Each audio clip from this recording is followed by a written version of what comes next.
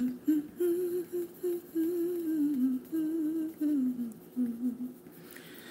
la la la la la la la la la la la la la la.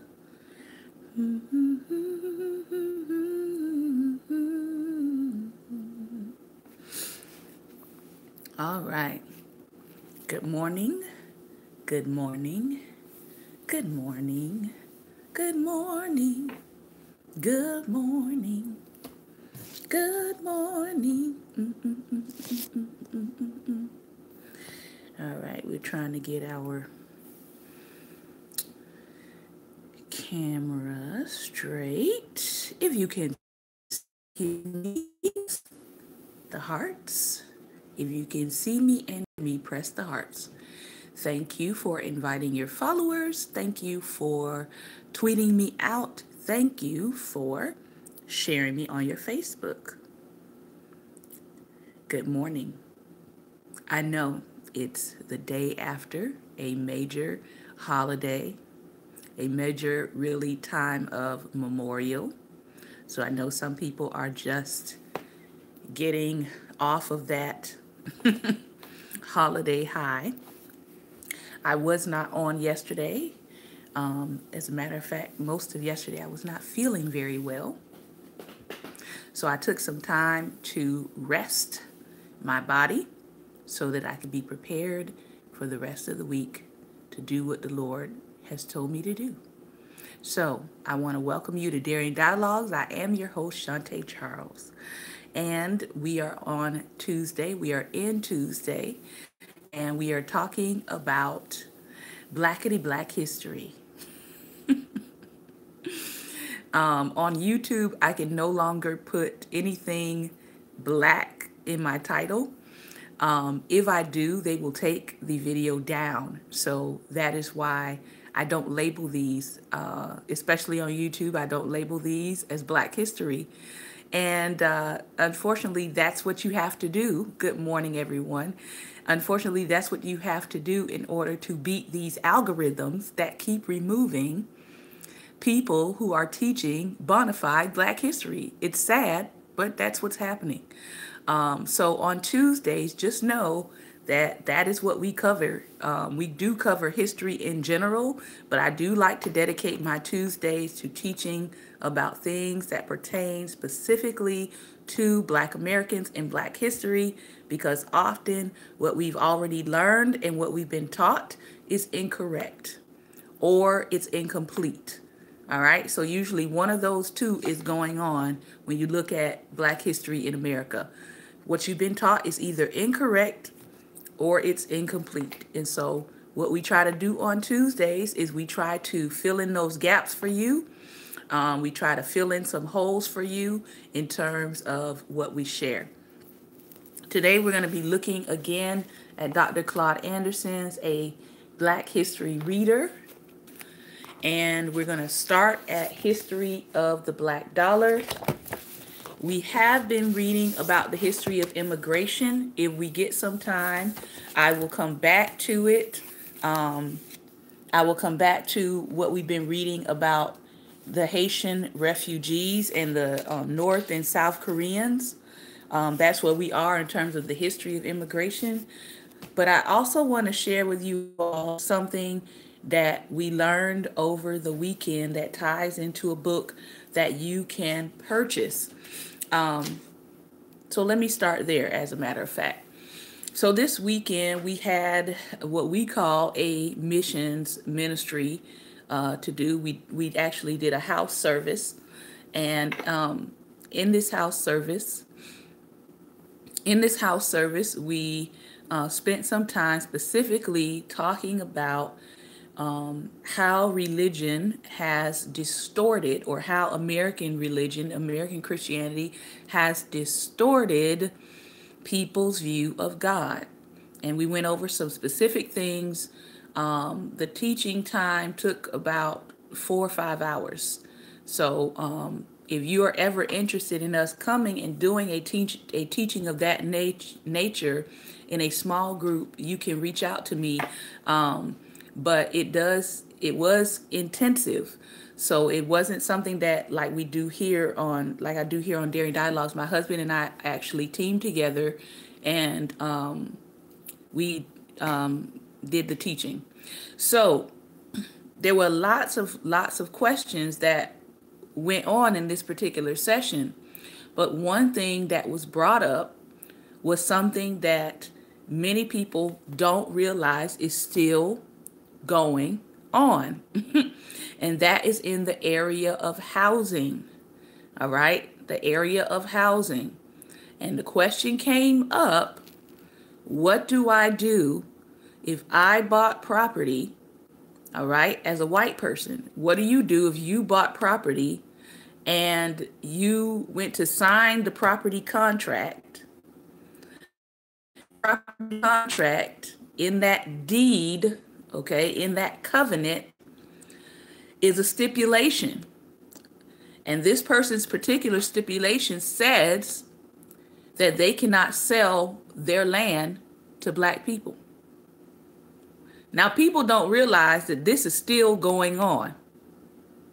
All right? So they had in their contract,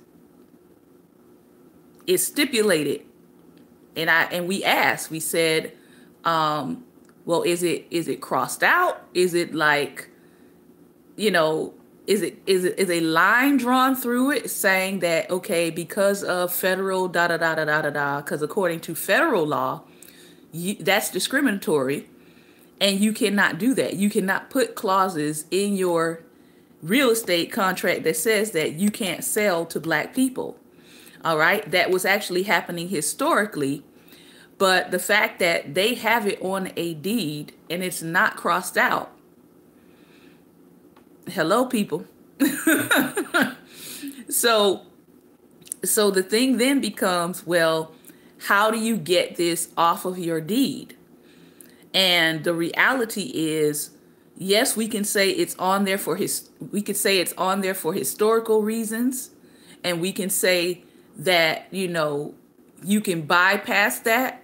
But technically, if it's not crossed out, all right, if there's no federal code indicating that this has come to an end, okay, and if you are the second owner of this property and no one else has bought it, that gives you an indication that clause is probably still in effect, though it is not verbally stated, it's still in the contract. All right. So people who want to make amends and people who want to make things right are starting to realize how entrenched racism and racist policies are in our country. Can I say that again? People who want to make amends and want to make things right are starting to realize how entrenched racism is in our policies. All right. So it's going to take some possible, I don't know why, sorry about that. I don't know why YouTube is just flashing your comments on YouTube and I can't really read them. But hopefully they'll stay up there a moment so I can see what you all are saying. But they're starting to realize that it may take some more legwork, so to speak, to actually figure out how to get that off of a deed. And here's the other issue. If your property is connected to, say, a larger plot of land, okay? If your property is connected to a larger plot of land, there we go. It says flashing in and out. Sorry about that. I'm not sure why your YouTube is flashing in and out. But if you can come over to Periscope, please do so. All right. So if your land is connected to a larger plot of land, and when they broke up your land, everybody has that same clause in their contract, you may even have a even more difficult time trying to get that clause off of that contract. So it may take some legal help to do that.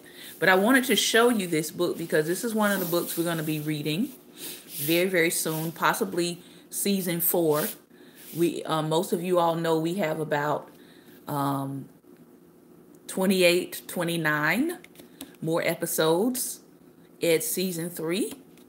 Once we hit episode 100, we will be ending the season, and then we'll be taking a break. So this is The Color of Law. This is the book that talks about the history of how our government segregated America.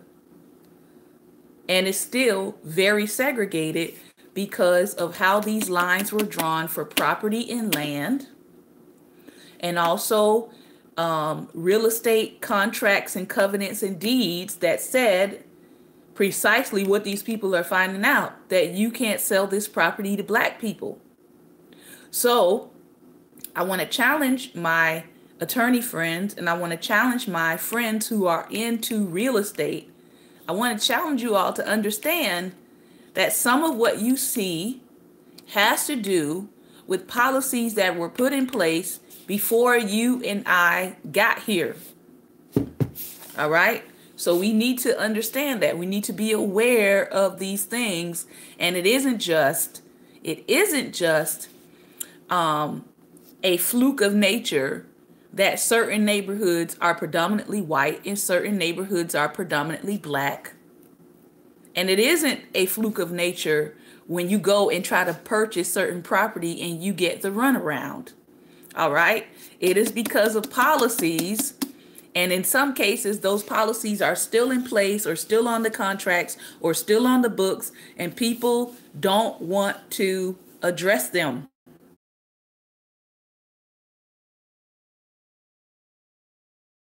Because you're going to see the deed or you're going to see the contract that says that you weren't supposed to own it in the first place. All right? So let us go into some more of our history of the black dollar. And I believe we're going to finish it on Friday, this particular book.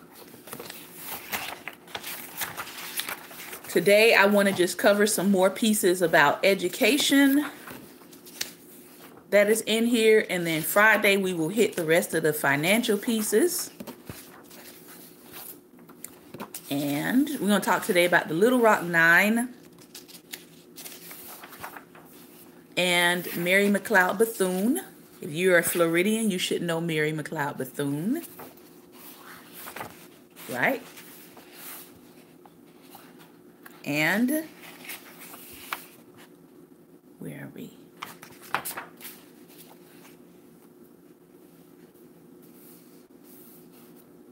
Madam C.J. Walker. All right. So let's start with Madam C.J. Walker. Then we're going to go over to the Little Rock Nine. If you're from Arkansas, you should know this history. All right. And then in this book, we're going to end with Mary McLeod Bethune, who became the founder of what we now know as Bethune-Cookman University. It used to be Bethune-Cookman College in my college days. All right. Madam C.J. Walker, civil rights activist, philanthropist, and entrepreneur. Her original name, Sarah Breedlove, was born on December 23rd, 1867, on a cotton plantation near Delta, Louisiana, to newly freed slaves. Owen and Minerva, after experiencing the deaths of her parents due to unknown causes, Sarah became an orphan at the age of 7 and went to live with her older sister, Louvenia. Together with Louvenia's husband, they moved to Vicksburg, Mississippi in 1877, where it is believed by some that Sarah became a maid and cotton picker. Her environment was harsh, holding her in constant agony between her work and the mistreatment by her brother-in-law. To escape this torture, she married a man named Moses McWilliams and gave birth to a daughter on June 6, 1885, named Aaliyah. 2 years later, after Moses died, Sarah took her daughter to St. Louis, where her brothers were established barbers. She worked as a washerwoman, earning $1.50 a day. Most of her earnings were used to send her daughter to public school in the day, and Sarah attended at night whenever she could. It is in this town that she would meet her second husband, Charles J. Walker, who had a job in advertising and would later support her hair care company. During the 1890s, after developing a scalp disorder that made her lose most of her hair, Sarah started experimenting with mixing store-bought solutions with home remedies. By 1905, she moved to Denver, Colorado, with a job offer from Annie Turnbow Malone, a successful black hair care entrepreneur. While in Denver, Charles began helping Sarah create advertisements for her own hair care treatment under the name Madam C.J. Walker. All right, so she took on her married name as her business styling title, Madam C.J. Walker. In 1907, the power couple started traveling the South and Southeast to promote her products and give lectures on the Walker method. This method involved using her pomade, brushing, and a heated comb. The following year, Madam CJ opened a factory and beauty school in Pittsburgh, and by 1910 moved it to Indianapolis as the Madam C.J. Walker Manufacturing Company. Good morning. It became increasingly successful, generating revenue that would be equivalent to millions in modern times. The company boosted its ability to create products and train salesmen, creating one of the first multi-level marketing companies in the country that would later be replicated by companies such as, drum roll, Avon and Mary Kay, who got their model from Madam C.J. Walker. I hope that Avon and Mary Kay are giving Madam C.J. Walker her props for their company style. These salesmen became known as Walker agents and were highly respected throughout the black communities of America. The agents held strong to Walker's legacy of cleanliness and loveliness to push Black America forward. As a pioneer of business leadership in America, Walker organized her agents, formed clubs, and hosted annual conferences where she provided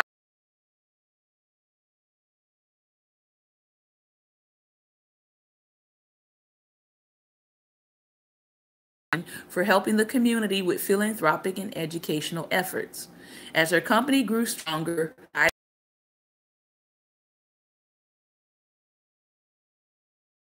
was divorced. She took the opportunity to travel throughout Latin America and the Caribbean to promote her business.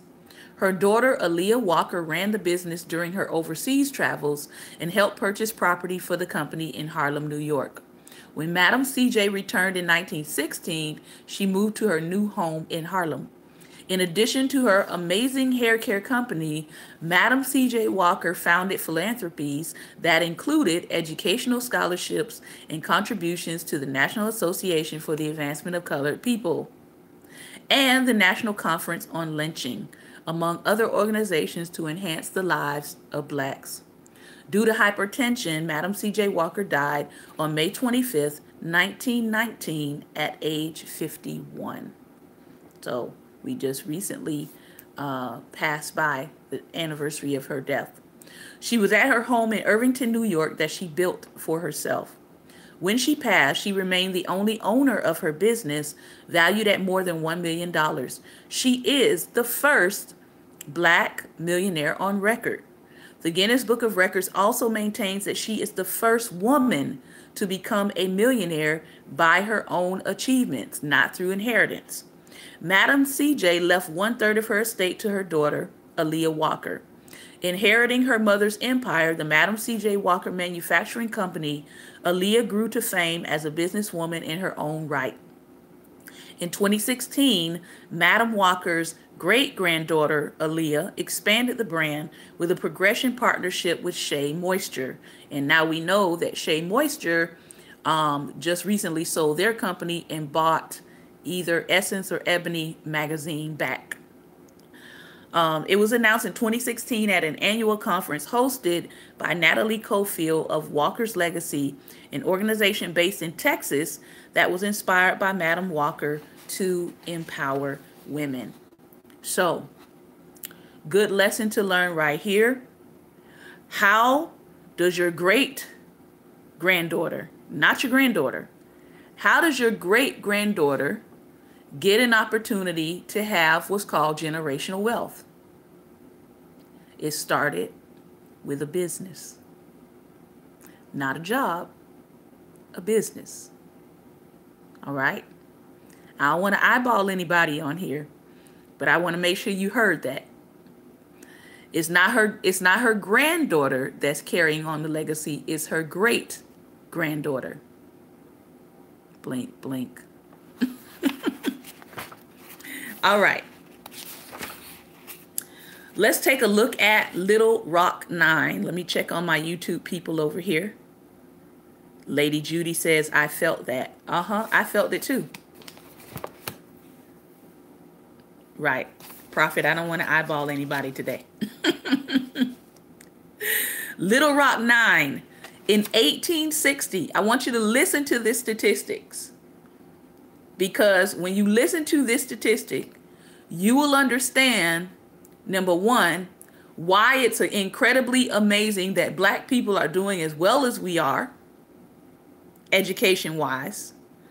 But you'll also understand why we are still making firsts in this country. Not talking about around the world. I'm talking about why are we still the first African American to do X, Y, Z. All right? Listen to this statistic, and you can write this down. In 1860, 90% of the Blacks were slaves. And at that point, of the 90% that were slaves, only 10% of the 90% that were slaves had learned how to read. Now, if you don't think that's a divine miracle that African Americans have achieved what they have achieved thus far, especially in the area of education, I don't know what to tell you. All right? When people say they don't believe in miracles, listen. 90% of Black people were slaves, and of the 90%, only 10% of them were literate when they were let go, when they were freed. And here we are with excellence, achievement in all fields, still breaking barriers. I think some of you may have seen the article about the African American woman that is helping people go to Mars. Okay, that's a miracle. All right. So for those of you who don't believe in miracles, believe in that one. In a historic and momentous event that changed the world, 9 Black teenagers entered an all-white school in the South as students.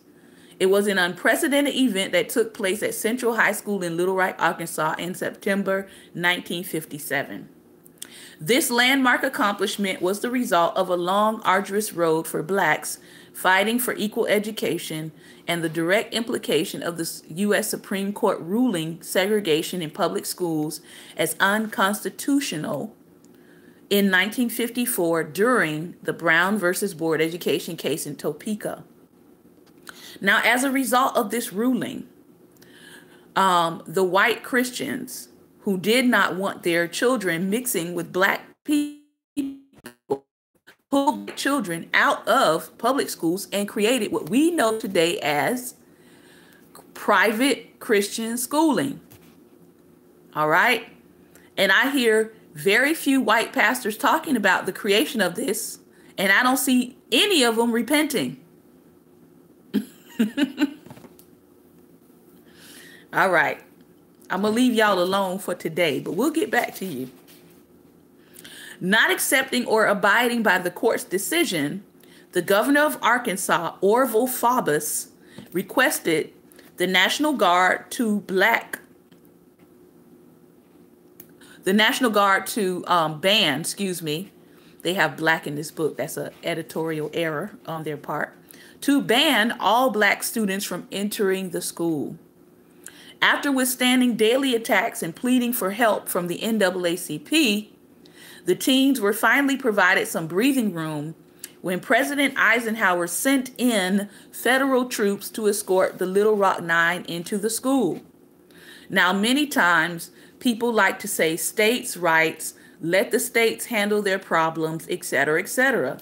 But for much of what has been accomplished in this country in terms of moving black people forward, it has been the federal government having to intervene to make states do right by Black America. Okay? Just be clear on that. Because when states are given the opportunity to do right by Black America, oftentimes they don't, which is where federal law has to step in. All right? So they had to send in federal troops to escort the Little Rock Nine into the school. Imagine having military have to escort you into school. Notice there are no reports of school shootings during these integrations. Can I say that again? These black children were bullied every day, had to be escorted in by military, spit on, called all kinds of names, materials destroyed, stuff thrown at their school bus while they were riding in.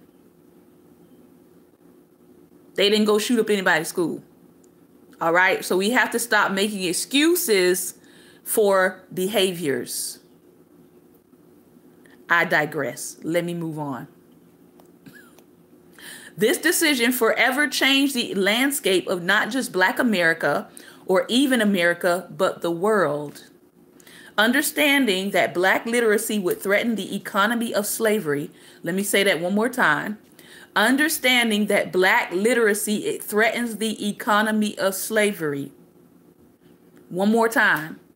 Black literacy threatens the economy of slavery. So, if I want to keep the economy of slavery going, that includes prison-based slavery, then it behooves me to keep a certain segment of the population illiterate. The data shows that they can determine how many prisons they need to build for the future based on how many children do not pass third grade.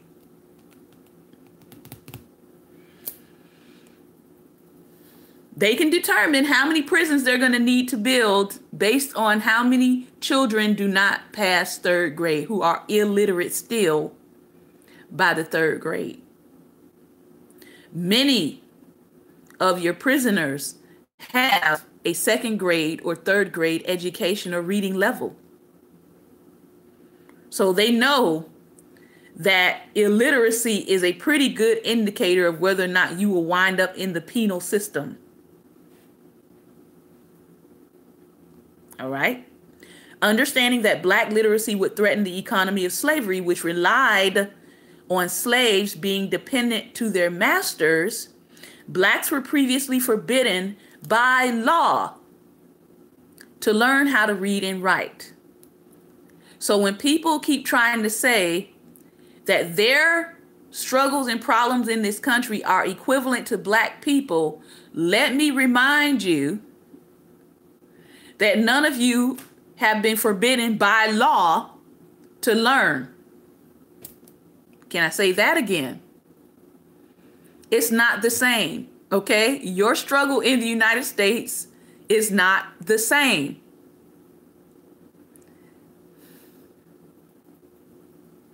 So please respect when Black people tell you the struggle that their ancestors have had in this country. Please respect that. None of your ancestors were forbidden by law to read or write when they came to this country, okay? Most whites felt that an educated slave would threaten their authority. It was an actual crime for Blacks to be educated. We recently came across a story here happening in DC where they did an expose. This is in 2018, where the teachers are being paid. I'm being paid $65,000 a year as a teacher, and I only have 5 students in my class. And they've instructed me, the administrators have instructed me to not really teach. So the expose, the reporter said, well, what do you do then? And they said, I just sit there all day. And I'm only assigned 5 students. But they pay me well. So they pay you, and your students still don't get an education, an equal educational opportunity. All right. This is still happening in 2018. So it was an actual crime for blacks to be educated. Black literacy was a serious threat to the Deep South.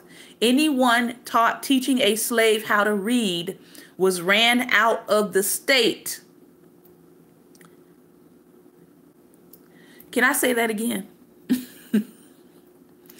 Anyone taught teaching a slave how to read was ran out of the state.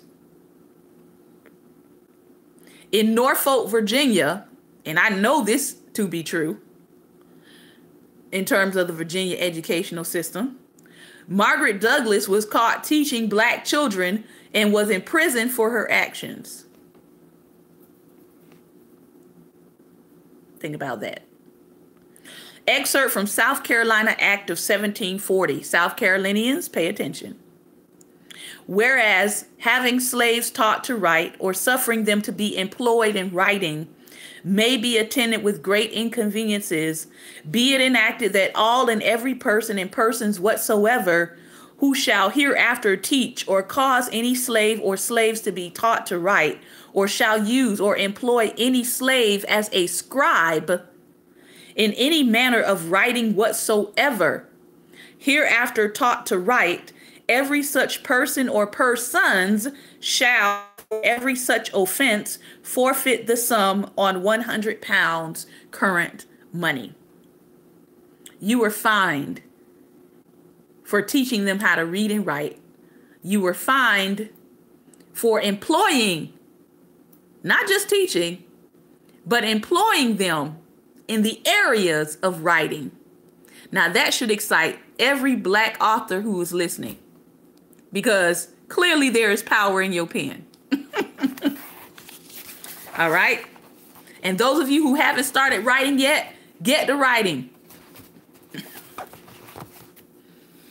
Excerpt from Virginia Revised Code of 1819. This is Virginia. That all meetings or assemblages of slaves or free Negroes,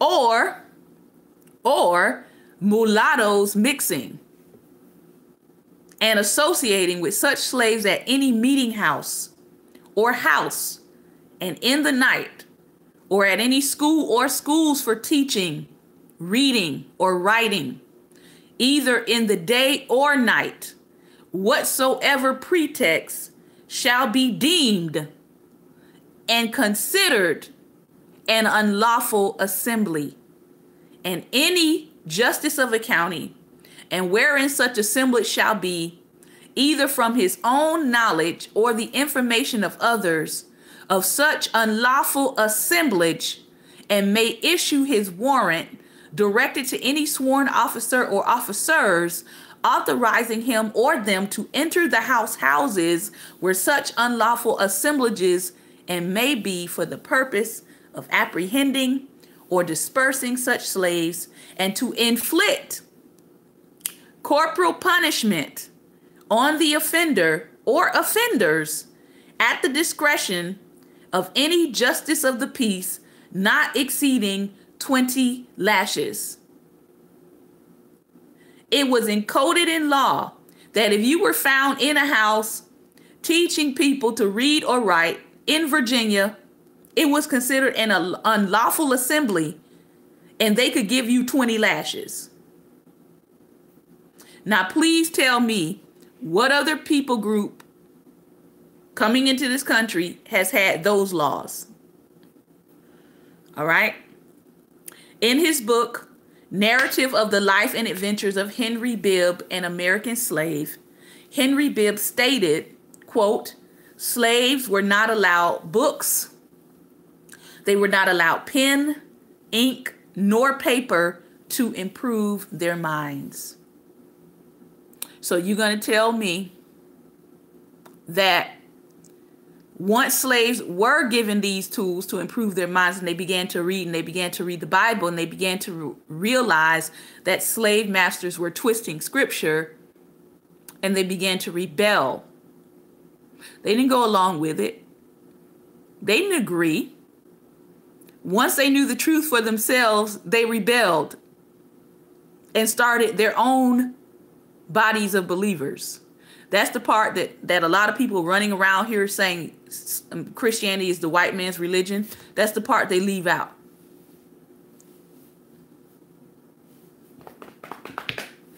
There was a Miss Davies, a poor white girl who offered to teach school. Books were supplied and she started the school. But the news got to our owners that she was teaching us to read. I wonder why this might be a problem. Because if I've been twisting scripture and I've been using that as a means to say God wanted you to be enslaved, or God said to obey your masters, and it gets out that that's not quite what it says, and that's not actually what it means.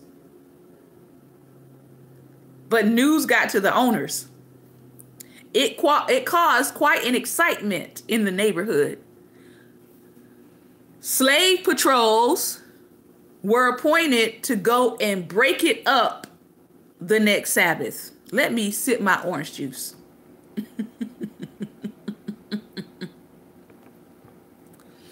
For all my Second Amendment folks. Slave patrols were sent to break up the Sabbath meetings of the slaves trying to learn how to read and write and study the Bible. Okay? So, if the Bible was not revolutionary in terms of transforming and setting people free, I don't think they would have sent the slave patrols to break it up. The first African free school opened in New York City in 1787 with the mission of educating blacks to be equal to whites. Understand that. Because years and years of being defined as not human, years and years of being defined as less than human, subhuman property would require first a transforming and a renewing of the mind or the psyche. So you got to first have a mission of educating black people that you're not a slave, that you are human, that you are equal to white people. So you got to spend some time there. Again, tell me another group of people who came to this country who had to first be educated that they were equal to everybody else. I just need us to understand where we have come from. All right? And some people are trying to take us back to that place by their actions. They're trying to reenact psychological warfare to make you feel inferior. And thank God, my generation and the generation coming after me is saying, heck no, we won't go. All right? So they had a mission of educating blacks to be equal to whites. Starting as a one-room schoolhouse with 40 students, the school, along with 6 others, eventually began receiving public funding in 1824. In Canterbury, Connecticut, a Quaker named Prudence Crandall opened a school for black girls. When the local whites found out, they attempted to burn down the school. and soon began using vagrancy laws or loitering laws or black codes against them. Hence, hashtag Starbucks. All right? That's a black code. That's that trying to enact vagrancy laws to come against people and their freedom in this country. The girls became legally entitled to 10 lashes if caught attending the school. William Lloyd Garrison reported the case in the paper The Liberator with the support of the Anti-Slavery Society.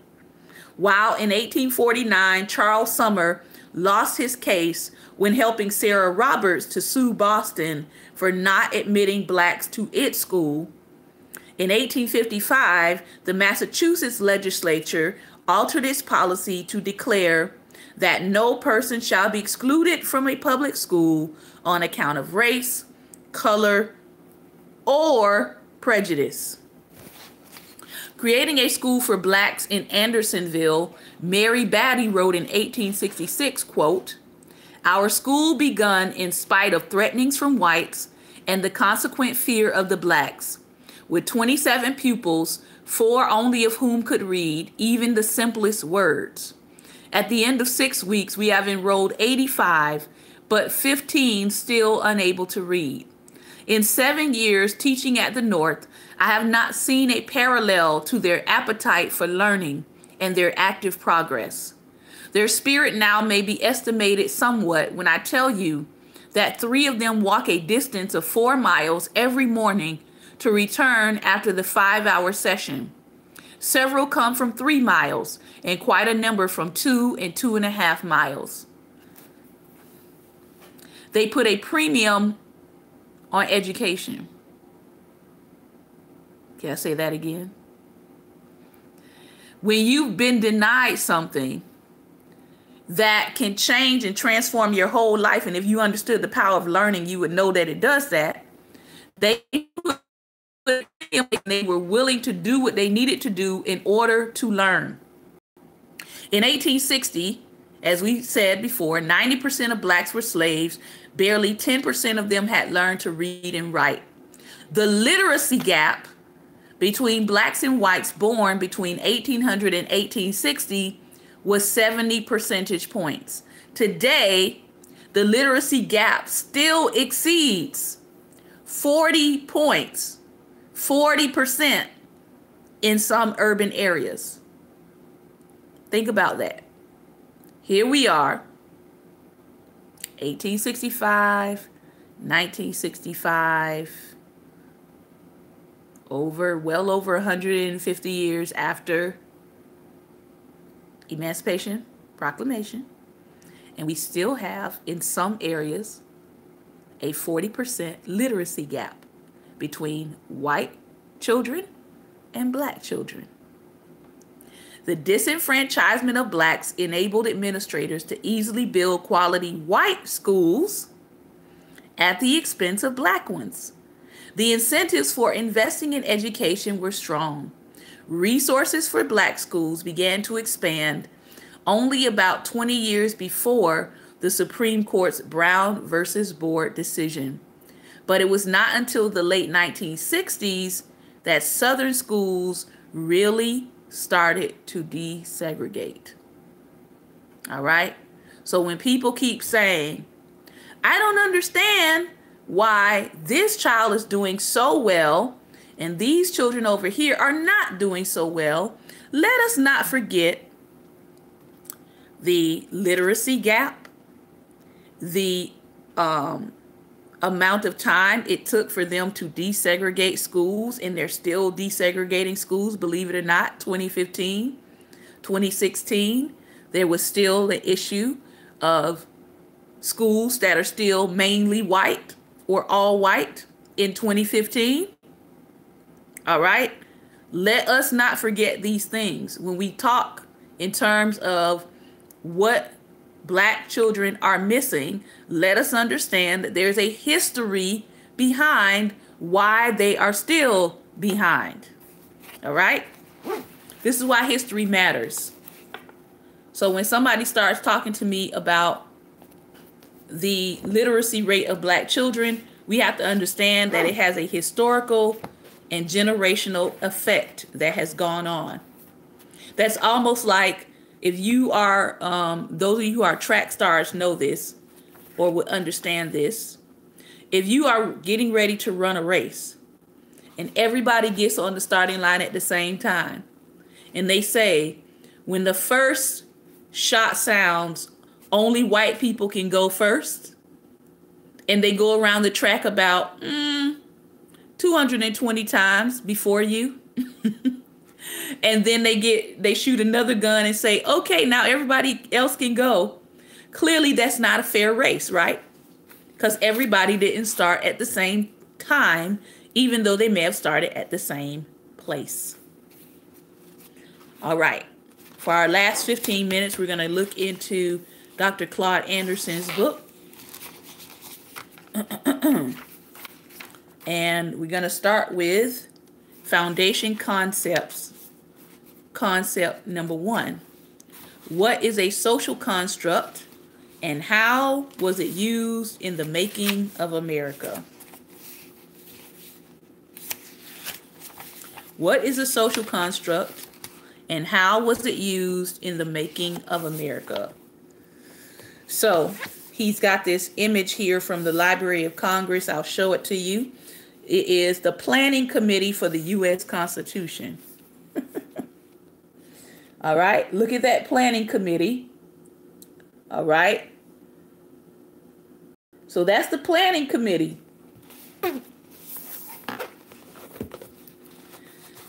If we had one of those things in the magazine where they say, what's missing in this picture? We could easily say what's missing, right?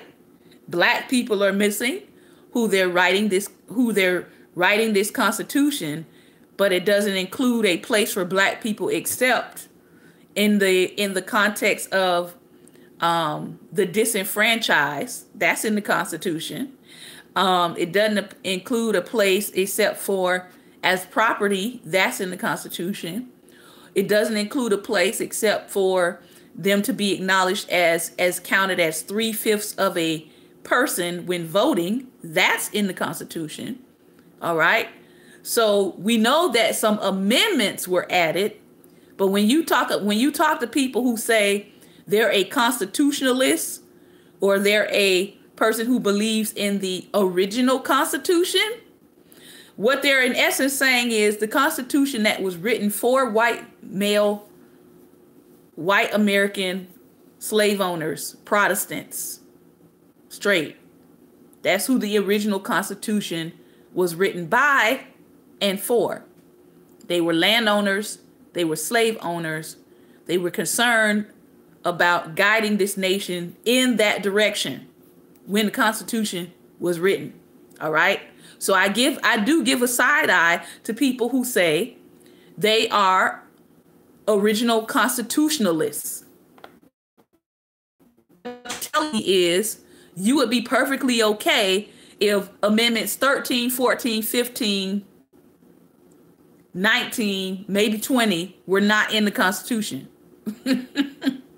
You would be perfectly okay with black people not having rights. And some politicians have said, one in particular said, he would be okay if the Constitution stopped at the 10th Amendment, which means women didn't have rights then. They didn't have rights to vote. And that means black people weren't considered. Yeah, him. Roy Moore. So you do have people in this country that use codes like I am a strict original constitutionalist to mean I don't care about black people or women really having rights. So what is a social construct and how was it used to the making of America? A social construct is a purposely created idea developed by one group with authority that defines another group with lesser or no authority. A social construct frames the perception of and the relationship between the groups. It becomes part of the culture, infused into the social norms and practices of every part of society. Right, Pastor Ben. Including legal, educational, financial, political, and interpersonal relationships.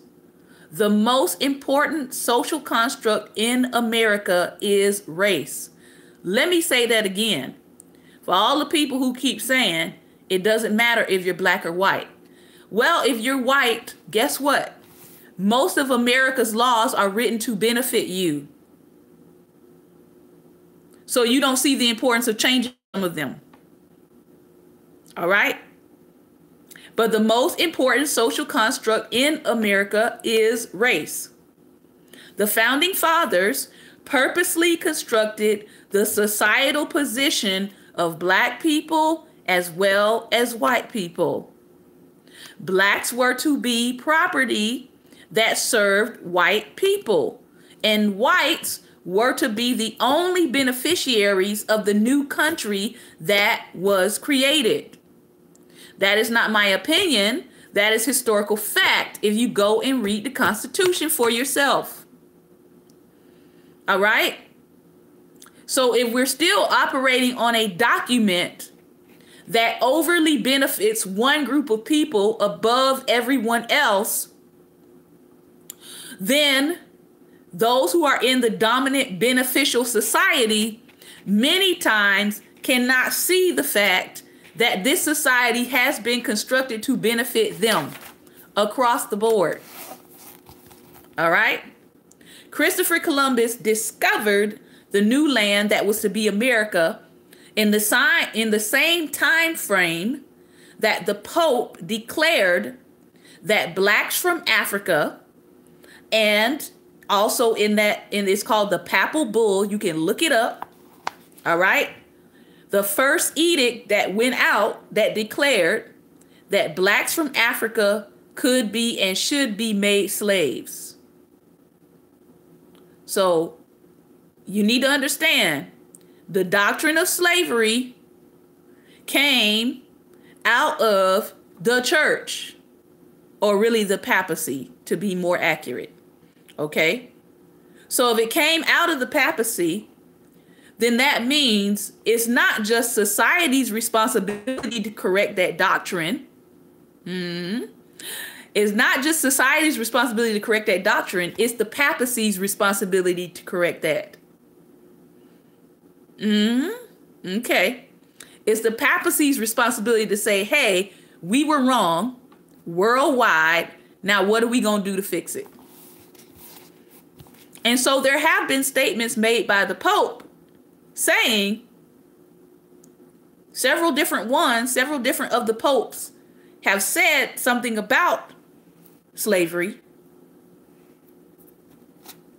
But when it comes to making reparations or reparations monetarily, that's where they stop. I know somebody's going to be upset, but it is the truth. You all are the ones who issued the edicts that went out and said people who are Saracen or of Arabic descent from Africa could be made slaves. And people who were considered, what's the word they use? Saracens and, gosh, it slipped my mind. Not infidels, it's the other word. But if you, gosh, it's right on the tip of my tongue. Not heathens, not infidels. I forget the word. It just slipped my mind. But if you were either of those categories, pagan, that's it. So if you were of African descent, or you were considered a pagan, in other words, you were not a Catholic, you had not converted to Catholicism, they sent out a papal decree that you could be made a slave, which is why when they started going around to these different countries, if the person chose not to convert to Catholicism, they were immediately made a slave. And that doctrine said that they could be made a slave forever. Now, that needs to be fixed. All right. So they declared that blacks from Africa should be made slaves. It was the promise of free land and free labor that fueled the rush of Europeans to settle new land. So they weren't just trying to come over here just to come over here. There was a promise that if you come, you get free land and you get free people, free labor, because we made these people slaves forever. We declared it. Okay? To implement their plan for the free labor, Europeans designed the relationship between blacks and whites. You became the capital, the cash, and the credit. All right? So that was the relationship. And when you set 4 million people free, you have now just made it very problematic, because these were never supposed to be considered people to begin with. They were only supposed to be considered property. So now we don't know what to do with this property that has now become 4 million extra people in this country. And now that 4 million initial people is now around about 40 to 42 million people. All right. So there's reasons why our number stays between 12 to 14% of the population, because they don't intend for our number to grow.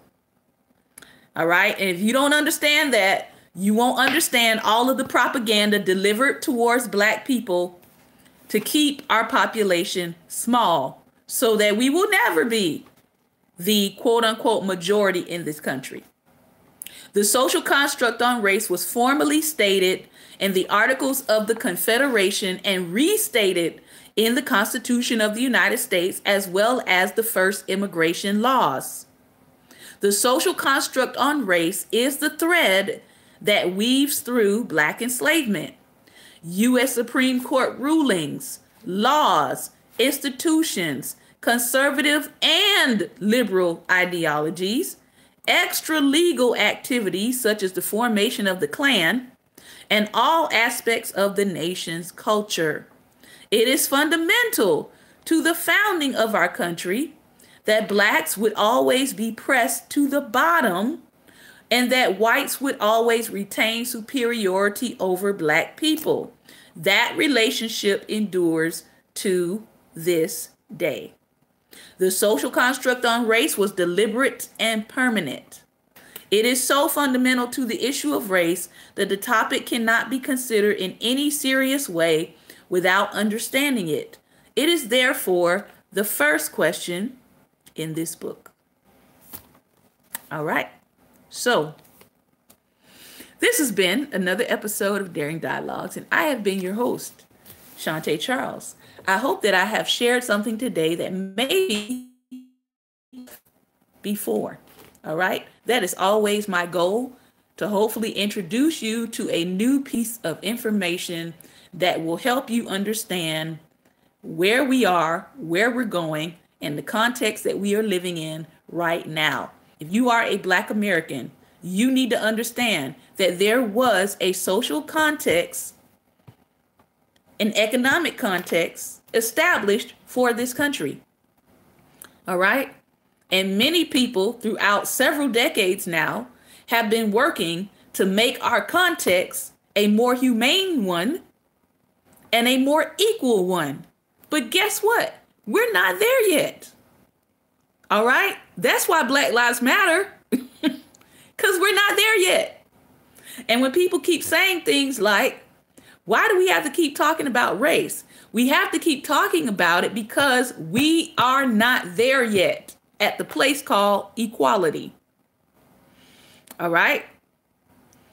And the many things that our forefathers and ancestors fought for us to actually get, if you're paying attention to what's happening and not twerking,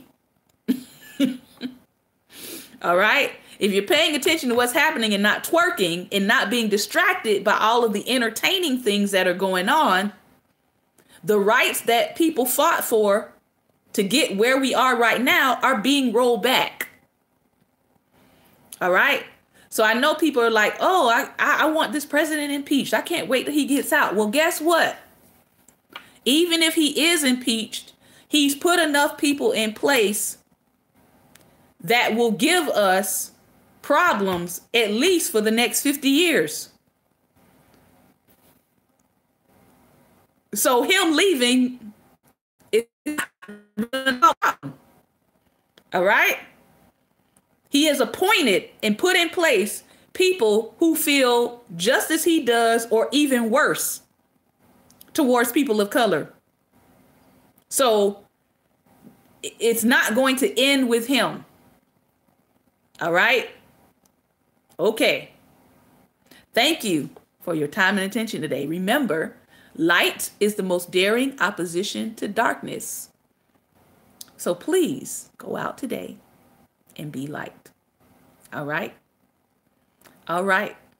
Thank you again for your time and attention. I hope that everybody had a wonderful time of Memorial Day. I wouldn't necessarily call it celebration because we were remembering and honoring the fallen and the people who gave their lives for the service of this country. Some of them came home and still were treated as subhuman. So I especially say props to your family, props to you for serving a country that still has yet to serve you back. All right. Again, I hope that you have a wonderful day today. Take time, share this broadcast, go look up the Papal Bull that gave the decision. Share that on your page so people understand that these were not just arbitrary things that occurred. There was an edict that went out that said that African people or pagans, either one, could be made slaves forever if they did not convert and come under the papacy. And if you think that cannot happen again, keep playing. Everyone, and God bless.